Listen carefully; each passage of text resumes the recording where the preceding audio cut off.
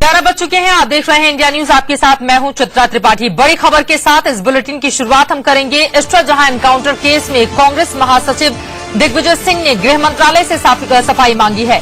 दिग्विजय सिंह ने कहा है कि गृह मंत्रालय बताए कि हेडली ने एनआईए को इशरत के बारे में आखिर क्या बताया था। हेडली ने एनआईए को क्या बताया था, इस बात की जानकारी गृह मंत्रालय दे, ये सवाल पूछा है इस वक्त दिग्विजय सिंह ने। उन्होंने बाकायदा गृह मंत्रालय से इस बाबत सफाई भी मांगी है।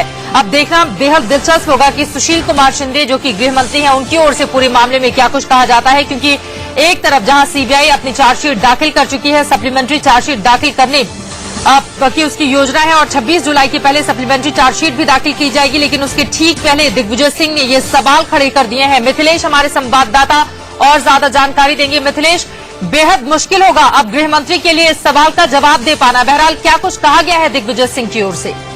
बिल्कुल चित्रा, गृह मंत्रालय के लिए मुश्किल होगा सवालों का जवाब देना कांग्रेस महासचिव का।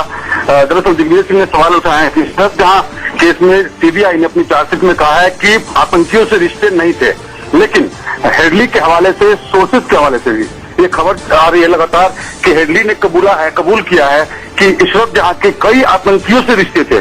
जाहिर है ये सवाल परेशान करने वाले हैं। दिग्विजय सिंह ने कहा है कि आंतरिक सुरक्षा से जुड़ा हुआ मसला है और इस मसले को अनदेखी नहीं की जा सकती है। साथ ही साथ इस मसले पर गृह मंत्रालय सफाई दे कि वाकई सच्चाई क्या है, क्या इशरत जहां के आतंकियों से रिश्ते थे, क्योंकि एक तरफ तो सीबीआई कहती है कि रिश्ते नहीं थे, लेकिन हेडली ने अपने कबूलनामे में एनआईए को बताया है कि आतंकियों से रिश्ते थे। तो दोनों में कोई एक ही चीज हो सकती है, सच्चाई क्या है ये गृह मंत्रालय बताए। डेविड कोलमैन हेडली ने एनआईए को इस बात की जानकारी क्या जब एनआईए की टीम अमेरिका गई हुई थी उस वक्त दी थी? जी बिल्कुल, सूत्रों के हवाले से, गृह मंत्रालय के सूत्रों के हवाले से ये खबर है कि एनआईए को अपनी तरफ से हेडली ने ये कबूलनामा दिया है, कबूल किया एनआईए के सामने कि इशरत जहां के रिश्ते आतंकियों से थे, कई आतंकियों से थे। और दूसरी एक और चौंकाने वाली बात है चित्रा की, गृह मंत्रालय के अधिकारी, आईटी के अधिकारी ये कहते हैं, इंफॉर्मेशन देते हैं कि आतंकियों के रिश्ते हैं, आतंकवादी रिश्ते हैं, और सीबीआई अपनी तरफ से अपने चार्जशीट में कहती है कि रिश्ते नहीं है।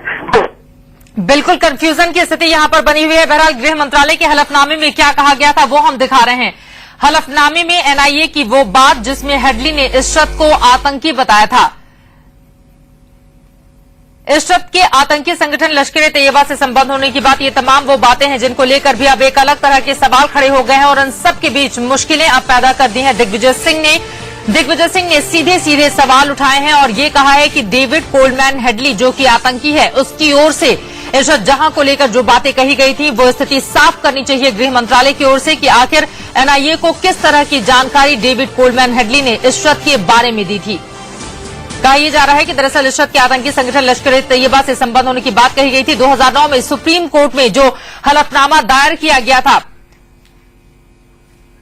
गृह मंत्रालय की ओर से जो हलफनामा दायर किया गया था, उनमें इन तमाम बातों का जिक्र था। हलफनामे में एनआईए की वो बात जिसमें हेडली ने इशरत को आतंकी बताया था और इसी से रिलेट करते हुए अब सवाल पूछा है दिग्विजय सिंह ने। और जाहिर तौर पर जो भी सच हो वो देश के सामने आना चाहिए, क्योंकि काफी ज्यादा गंभीर ये मुद्दा और चूंकि एक सीधे सीधे आतंकियों से जुड़े होने की यह खबर है और इसी वजह से बीजेपी भी सवाल पूछ रही थी कि आखिर जब लश्कर-ए-तैयबा ने अपनी वेबसाइट पर इशरत को शहीद बताया था तो आखिर सीबीआई उसे क्लीन चिट कैसे दे रही है। और यही वजह है कि कई सवाल इस वक्त खड़े हो रहे हैं और अब इन सब के बीच दिग्विजय सिंह ने गृह मंत्रालय से सीधे सीधे इस पूरे मामले में सफाई मांगी है। डेविड कोलमैन हेडली कौन है वो हम आपको बताते हैं। आपको बताते हैं कि लश्कर का संदिग्ध आतंकी है डेविड कोलमैन हेडली और भारत में भी मुंबई हमलों के ठीक पहले उसने आकर रेकी की थी। 26/11 मुंबई हमले की साजिश में शामिल होने के आरोप इसके ऊपर लगे हुए थे और इसी वजह से एनआईए की एक टीम अमेरिका गई थी और वहां पर अमेरिकी खुफिया एजेंसियों की गिरफ्त में आए डेविड कोलमैन हेडली से पूछताछ भी की गई थी। अक्टूबर 2009 में इसे गिरफ्तार किया गया था। अमेरिका के शिकागो जेल में डेविड कोलमैन हेडली बंद है। लश्कर का संदिग्ध आतंकवादी है डेविड कोलमैन हेडली, जिसने पूछताछ में कई खुलासे किए थे और सबसे महत्वपूर्ण ये कि 26/11 हमलों में साजिश होने के सीधे सीधे आरोप इसके ऊपर लगे हुए थे और कहा यह जा रहा था कि दरअसल इसने पहले रेकी की थी तमाम इलाकों के और उसके बाद ही 26/11 हमलों को अंजाम दिया गया था।